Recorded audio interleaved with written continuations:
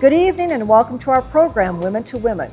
I'm Carol Paz, your hostess, and this is a very special edition of Women to Women. It's Meet the Candidates. We'd like to thank the Horseshoe Club so very much for allowing us to present our program here tonight. We'd also like you to know that the questions are an aggregate. They have come from our Facebook page, they have come from emails, and they have come from people who have written in. The questions were selected by Jeff Munson, editor of CarsonNow.org, as well as Jose Noriega-Paz, executive producer of Women to Women. So I'd like you to meet our candidates. Lori? Hi, I'm LoriBagwell, running for Board of Supervisors, Ward 3. If you'd like to know more about me, please go to LoriBagwell.com. Karen? I'm KarenAbowd, running for re-election as supervisor in Ward 1.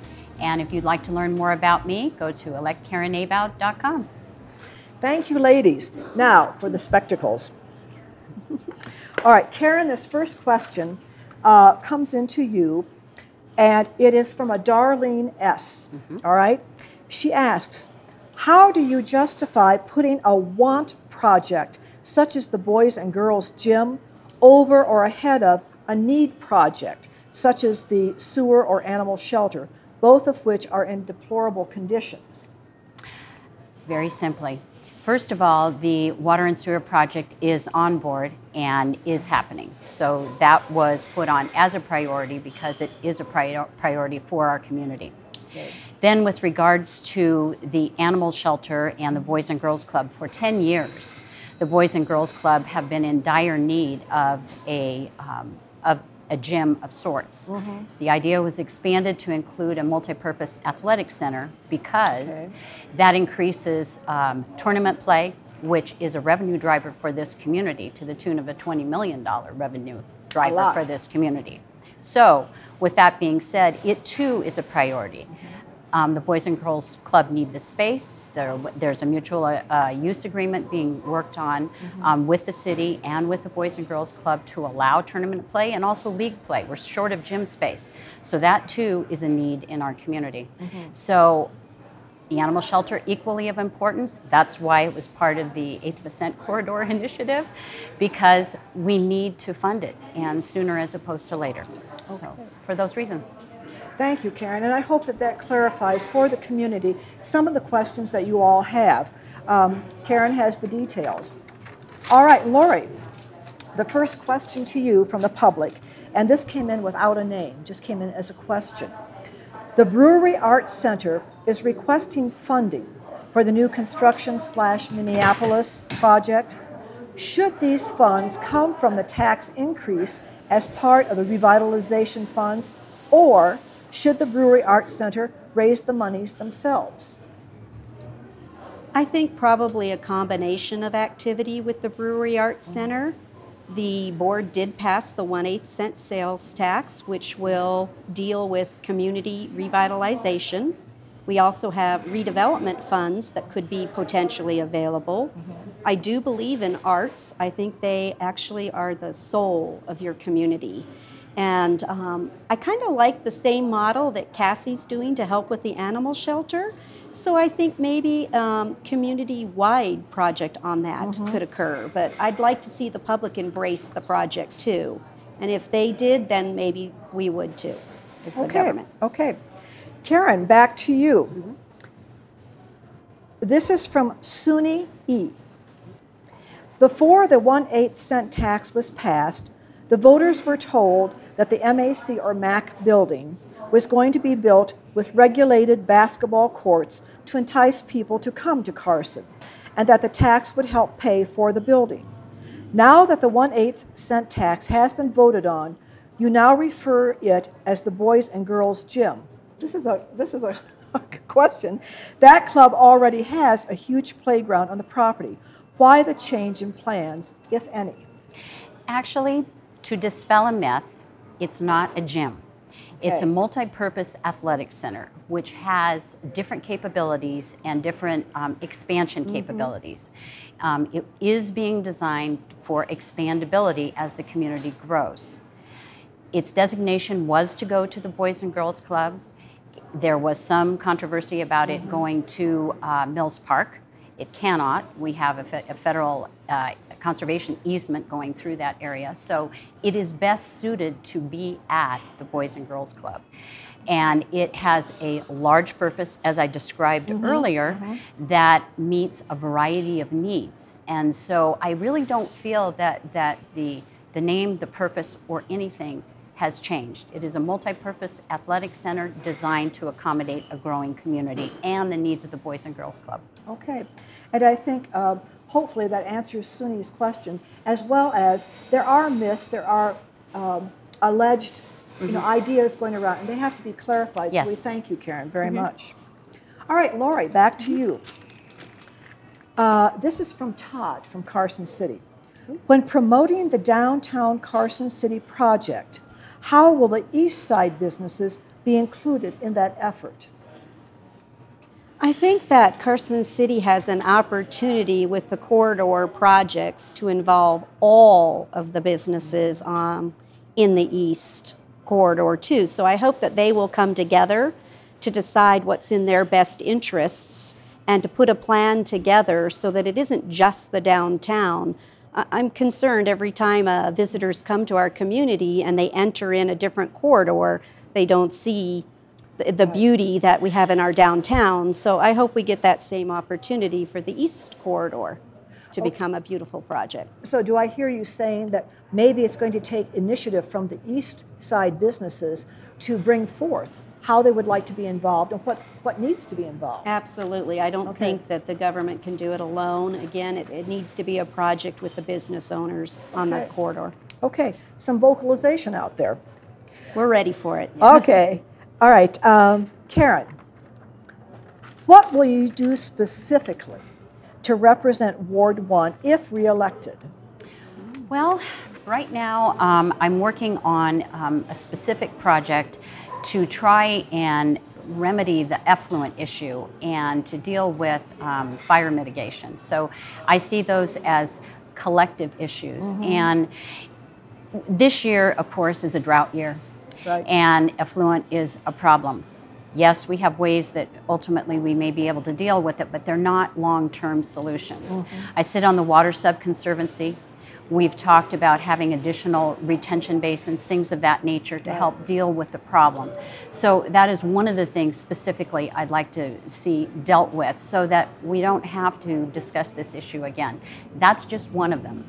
Also, working with folks on a long-term solution for housing for older folks that meets high-end needs, that also meets assisted living needs as our population ages. So working forward on that aspect as well, and that is Ward 1. And I think it's very important to note that this is a retirement area of the country that many seniors come to, so that's an important issue. It is an important issue. Yeah. Thank you. Okay, and Lori, what will your response be when faced with proposed tax increases, fee increases, and rate increases? And this is from Lona W. What will my response be? I look at each tax, each fee individually, and based upon what the need, the rate of return, you can't say no to everything. So I just can't promise that because it's not what will happen. But I will make sure that any fee or tax that I vote for will go for the purpose that's intended and that we promise to do. But only if absolutely necessary to meet the particular need. Taxes are tough on everyone, but including both of you. Yes, that's right. That's correct. We get to pay them. With double whammy. Yes, we get to pay them both. That's right. Okay. Now, these questions that follow are for both of you. Okay. So I'll come back to you, Karen, address it, and then Lori, address the same thing. Your opinions might be different. Okay. What is your position on the cultivation and dispensing of marijuana in Carson City? Well, since I'm the one that made the motion at the last board meeting, okay. I am for it, and for it for several reasons. First of all, one of the strictest regulatory agencies in the country, which is the Gaming Control Board, is in charge of our dispensaries. Okay. And in charge of vetting those people that are going to qualify to have those dispensaries. So with that being said, I don't see us as Colorado and I don't see us as California. I see us as being able to do a good job of dealing with those issues, which is why I proposed the various sectors and corridors that worked best to allow for that. Secondly, we have 2 cancer treatment centers here. It's an important issue.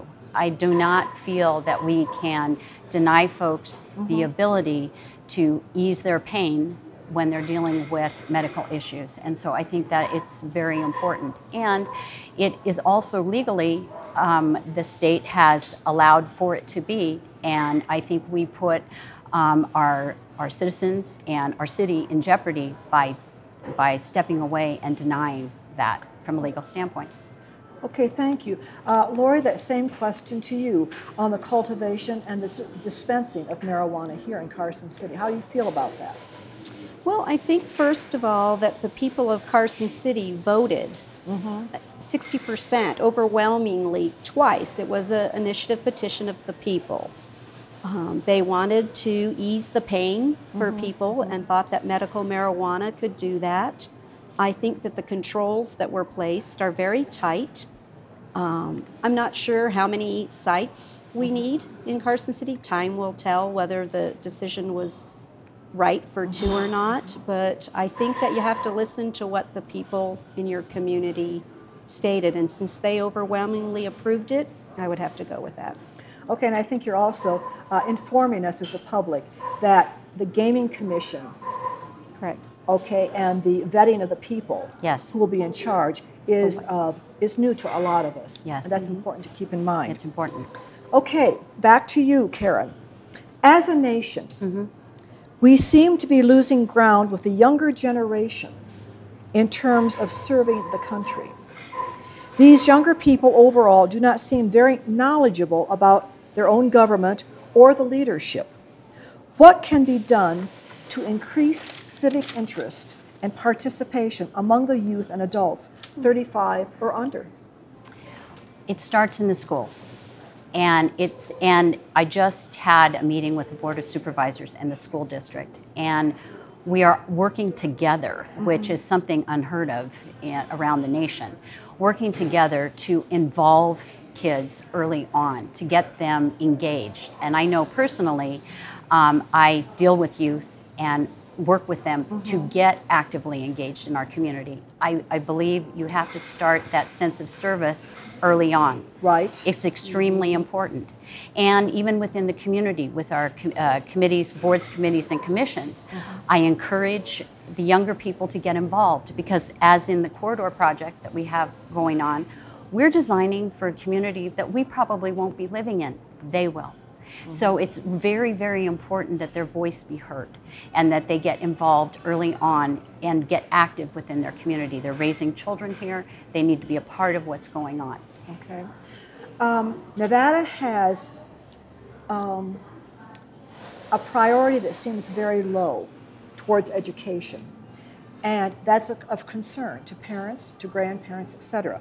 So, Lori, when this question comes back to you, do you have any specific ideas as to how to get this youth or the young adults 35 and under brought on board to care about not just the local levels, but state levels and federal levels of interest in serving the country? It's a tough problem that we're all facing. You and myself are much older in terms of 35, and we have served a lot of positions. What do we do to get youth involved? Well, I think one of the things we might be able to do is some outreach into some youth clubs.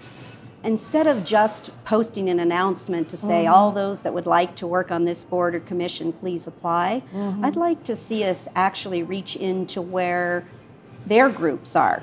So go to young women's groups and actually, high school, junior high. Go into the science club, the ambassadors club, whatever youth groups you can find, and let them know we have an application here and we'd like someone from your group to consider applying. To actually go to their organizations and reach out. I think sometimes we think they'll come to us. I think we need to go to them and reach out. Sometimes as a former teacher of New York State, retired teacher, what do you think about bringing professionals serving in government, serving in local communities, right into the classroom? Well, I just wanted to, as Lori was speaking, I was thinking about the chamber leadership class, which is huge. And that reaches that demographic, that younger demographic, and it brings professionals in to those people to get them engaged. And our school district does bring those that are involved in political office into the classroom, into government, brings them to the legislature to get them intrigued and engaged. So we are reaching across the aisle in order to make that happen. And the various groups that Lori spoke of are actively engaged in being part of community. Service hours becomes a part of what they do. Okay. Any other thoughts on that, Lori, before I go on to the next question? No, I think that that's just what we're going to have to do. We're going to have to reach in and let them know why service is good. I think something else that maybe we can find some younger generation that does get involved, and then they can become our spokesman. And again, that we put the right face out there on the ads. Youth or to the youth. Youth to youth. Youth to youth. Okay, now we're going to get into a sticky question. And it concerns every state in our country. It's the core curriculum. There's a lot of for it, again it. Okay. Do you have any special thoughts on the core curriculum and how it can affect Nevada or the local schools? Well, our local schools, this was touched upon briefly and actually will be the subject of discussion in our January get-together with the school board. But the basic core curriculum, I do feel that the strong basics need to be strengthened.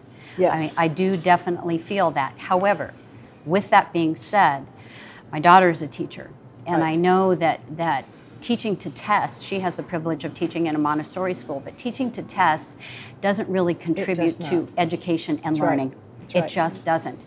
And kids need to be actively engaged in, let's say, the arts and how they relate to math, or science and how it relates to getting involved in agriculture, as in the Greenhouse Project, and what we do, and how you do your calculations, and why it makes sense, and why do you need to learn this. That makes education fun. And so with those basics, strengthening those, we need to have the latitude and the ability to increase ways to communicate that and not just teach to tests. Okay, and I think other states that have had this core curriculum presented, they've tried it, and it has not been a great success. That's right. Okay, and we have to learn from the other areas of the country. Lori, when we talk about basics that kids really need to understand, basics, be comfortable with it, confident with it, what are we talking about? What are the basics that you think of that from kindergarten right through 12? Well, they need to know. You know, I'm glad actually that question is asked. I own a small restaurant, and when I hire staff, they actually do not know how to count. Yes. They have to use the cash register to determine the change that should be given to a customer. I work extremely hard teaching them how to count without the use of a cash register. And I'm excited when they get excited, because they always are like, oh my gosh, Miss Lori, I got it, I got it. And it amazes me how they manage to get through school and graduate and they can't count change. So for me, the reading, writing, and arithmetic is still the basics that we need to teach. And it's the sense of communication in the writing, in the speaking. I think we feel much of the time that our focus is on machinery. The tools are wonderful. Yes. I cannot think of a time when I haven't used one of the tech tools that has not been a value, great value. Right. But it doesn't replace the thinking skills, the critical thinking skills, the critical writing skills, the thoroughness of approach, the systematic approach. And like both of you in owning a business in the Midwest, I was dumbfounded when my employees, who are the high school, okay, and they're all wonderful kids, great personalities, interested in civic activities, but they could not count back change. And I said, what? Yes. Because we grew up with that. So I think we're touching on a subject that is, good debate needs to be had. and the results of taking a look at state-run curriculums needs to be looked at as opposed to local organizations, local school boards. Okay, Karen, what qualifies you to be reelected as a supervisor for Ward 1? Well, several things. One, I've been actively engaged as a supervisor in this past 3.5 years. Yes. Was responsible for the selection of our director for the Visitors Bureau, who is now marketing Carson City as more than just a location for the VNT, but more about what we have to offer within this community. Also, I sit on the Arts and Culture Commission. I'm actively working on an arts ordinance to help fund the arts. Okay. I'm a business person, and having been a business person in one of the worst economic downturns in recent memory, I understand where we need to go in this community to help make us sustainable. And that's of extreme concern to me. We need to move forward and increase our market share and not just cannibalize other businesses going forward. We need to grow who we are. Now that's an interesting statement. You don't want to see other businesses cannibalize others. What do you mean by that? What I mean by that is you open up, maybe you open up this bakery, but you shut down another one. I see. You open up this sandwich shop, but you shut down another one. Yes. There needs to be enough for everyone to go around. I understand it's about business planning, business models, and all the rest of that, but that's important. Okay, same question to you, Lori. What qualities do you bring to be supervisor of Ward 3? I think what I bring to the table is just maybe a fresh perspective. I'm going to look at it from a different set of eyes than where it has been in the past. I think I also enjoy working with people. I am convinced that a community can come together to make good decisions. And I think I listen well, and that I can hear what, sometimes there's two sides to an issue, and I think I can truly listen, and maybe we can find our way together. There may be even a third or a fourth side. Sometimes that's a surprise to us. That's correct. Absolutely. And having that ability to Bridge the gap. mediate, enrich, enhance, and explain carefully, simply and clearly explain to the public what we need to be aware of in order to vote. Well, you both bring exceptional backgrounds, both in business as well as in education. I'd like you to maybe specifically tell us, what is the main concern that you see for Carson City itself in terms of diminishing population or increasing of business? What does Carson City, in your eyes, offer that it can be sustainable? I think Carson City offers the ability to grow itself in technology and in the medical industry fields, because they're more of a green industry, and I think we have the ability to do that, and by doing that, create an enticement for the younger people coming in. As an aging population, we need to grow the desirability for our young people to come here. And with the freeway going by us, we need to create a drive to and not a drive by. So for all those reasons, and for young people being here, a sense of place is very important. Those jobs are a part of what they're looking to. We have a business incubator in town that opens up tomorrow, I think. And I am looking forward to seeing what that generates. But I do know in all my meetings with NNDA that that is the industry that is looking towards us. Plus, we have a huge aerospace component, and that's important as well. And so that's what we have to offer. I want to grow that base.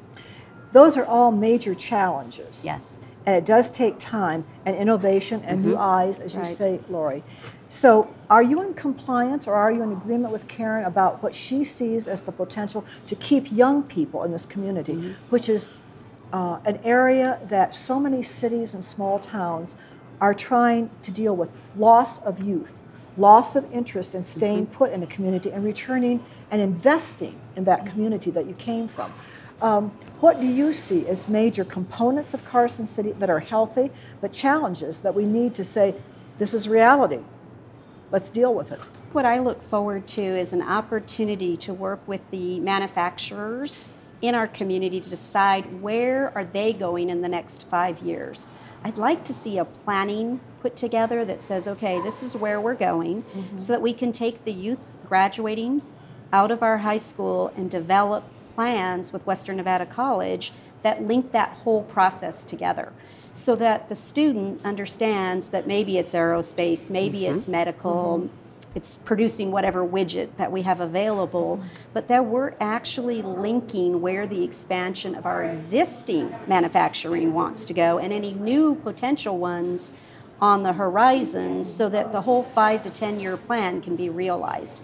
That we're not shooting in the dark where we're going, that we're actually linking the whole process, because you need the education, you need the actual jobs. So I'd like to see if we can't link all that together, and then I think our community could be just so successful. All right, I think there's one last question I'd like to ask very quickly. Are we in water trouble? Well, we are in effluent trouble. We are not in water trouble. Okay. Flush twice. Great, more. Okay. Do you think we're in water trouble at all because of the drought that we've been sustaining? Well, I think that Karen's hitting it correctly. It's an effluent, but it's all related, and I think it is something that Carson City's going to have to address. I don't know that the current plan for our sewer and water facilities is actually going to be the right answer 20 and 30 years out. I have to close. Okay. But I really want to say thank you so much for being with us and answering questions that you've never seen before. Okay. It's a pleasure. Karen, thank you for your courage and your hospitality. Again, answering questions that are new. But I think you both shed very important light for the public on issues that they were confused about and they needed to have enhanced and explained. Thank you. And thank you so much, listening audience, for being with us. We'll return next week with a brand new show. In the meantime, have a good evening. Stay well. Good night.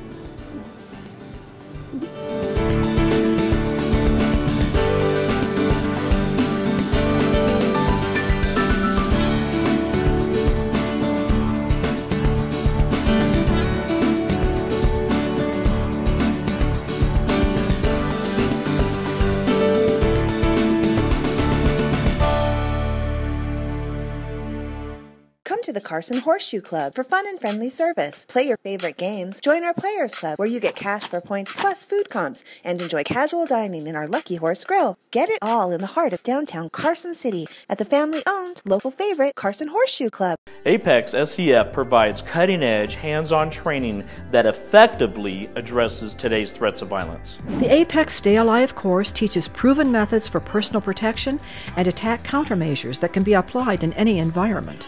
In your home, at the workplace, or on campus, Apex will teach you the necessary skills to stay alive, including how to recognize and react to an active shooter scenario. If you knew you had to fight for your life tomorrow, would you train today?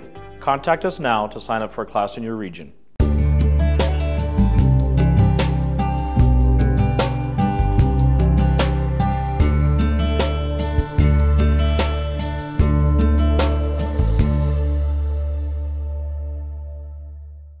I was 36, wanted to do something that was boldly different. We sold our house and drove west with the idea that we were going to be in the wine industry. We lived in a teepee for 2 months. I mean, if you're going to do something, why not do it with your whole heart? It's that creative outlet of being able to make something, and make something that comes from the land. Bank of the West said, we have complete faith in your brand. Don't do anything to compromise it.